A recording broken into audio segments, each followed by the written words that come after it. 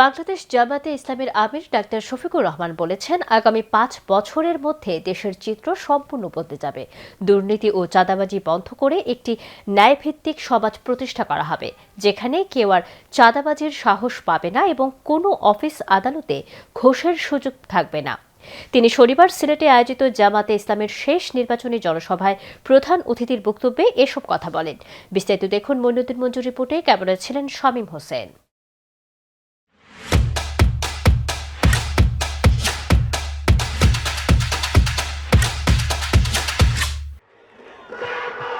শনিবার বিকেলে সিলেটে 11 দলীয় জোটের নির্বাচনী জনসভা ঐতিহাসিক সিলেট সরকারি আলিয়া মাদ্রাসা মাঠে জেলা ও মহানগর জামায়াতের উদ্যোগে অনুষ্ঠিত হয়। সমাবেশে সভাপতিত্ব করেন মহানগর জামায়াতের আমির মোহাম্মদ ফখরুল ইসলাম। হবিগঞ্জ এবং মৌলভীবাজারে জনসভা করে সিলেট এসে পৌঁছান জামাতে আমির ডাক্তার শফিকুর রহমান। তবে তার অনেক আগে থেকেই এই সিলেট সরকারি আলিয়া মাদ্রাসা ময়দানটি লুকারণ্য হয়ে পড়ে।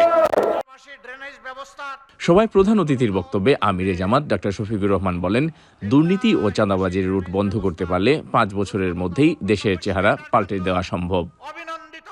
মহান আল্লাহর উপর ভরসা করে দুর্নীতির রোড যখন বন্ধ হবে, চাঁদাবাজি যখন বন্ধ হবে, তখন সকল উন্নয়ন হবে ইনশাআল্লাহ। 5 বছরে এই দেশের চেহারা ইনশাআল্লাহ পাল্টে যাবে।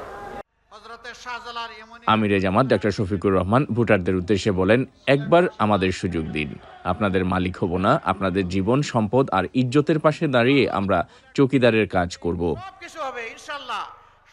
আপনারা তো অনেককে সুযোগ দিয়েছেন, পরীক্ষা করেছেন, দল এবং ব্যক্তিকে যুগে যুগে। একবার আপনারা আমাদেরকে একটু সুযোগ দেন, আপনাদের মূল্যবান ভোটের আমানত একটু আমাদেরকে আপনারা দিয়ে সাহায্য করেন।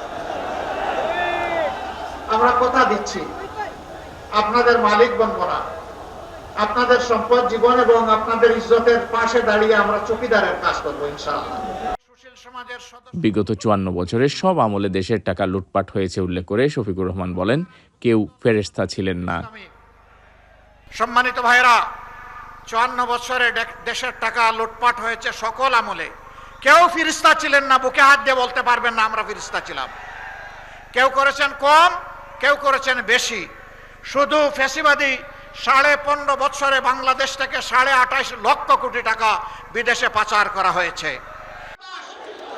প্রধান অতিথির বক্তব্য শেষে জামাতের আমির ডাক্তার শফিকুর রহমান সিলেটের 6টি ও সুনামগঞ্জের 3টি সংসদীয় আসনে 11 দলীয় নির্বাচনী ঐক্যের প্রার্থীদের হাতে প্রতীক তুলে দিয়ে সবার কাছে ভোট চান। জনসভা সঞ্চালনা করেন সিলেট 4 আসনে জামায়াত মনোনীত প্রার্থী মোহাম্মদ জয়নাল আবেদিন ও মহানগর জামায়াতের secretary Mohammad Shahjahan Ali. Moinuddin Manju, channel S news, Sylhet.